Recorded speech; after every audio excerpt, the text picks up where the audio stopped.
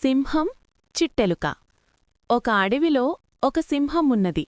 ఆ అడవిలోనే ఒక చిట్టెలుక కూడా ఉన్నది. ఒకనాడు సింహం చెట్టు క్రింద పడుకొని ఉండగా పక్క ఉన్న కన్నంలో నుండి చిట్టెలుక అటూ ఇటూ పరిగెడుతూ ఆ సింహం కాలుకు తగిలింది. సింహం ఒక్కసారి పంజా విదిలించి తన కాలు క్రింద చిట్టెలుకను అదిమిపట్టింది. చిట్టెలుక గడగడా వణుకుతూ, మృగరాజా, నన్ను ప్రాణాలతో విడిచిపెట్టు, ఎప్పుడో ఒకప్పుడు నీకు ఉపకారం చేస్తాను అన్నది దీనంగా.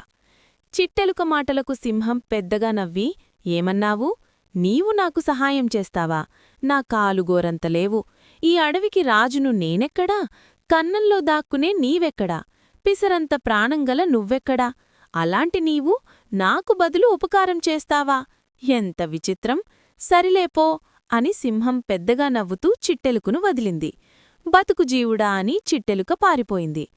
కొన్నాళ్ల తరువాత సింహం ఒక వేటగాడి వలలో చిక్కుకొన్నది.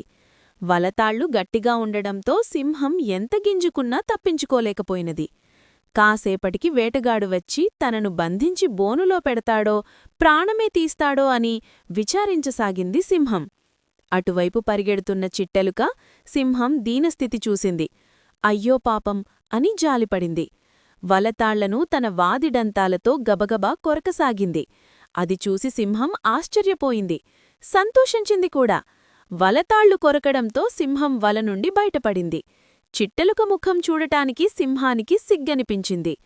ఒకనాడు నేను నిన్ను నా కాలుగోటితో సమానమన్నాను, ఈసడించుకున్నాను.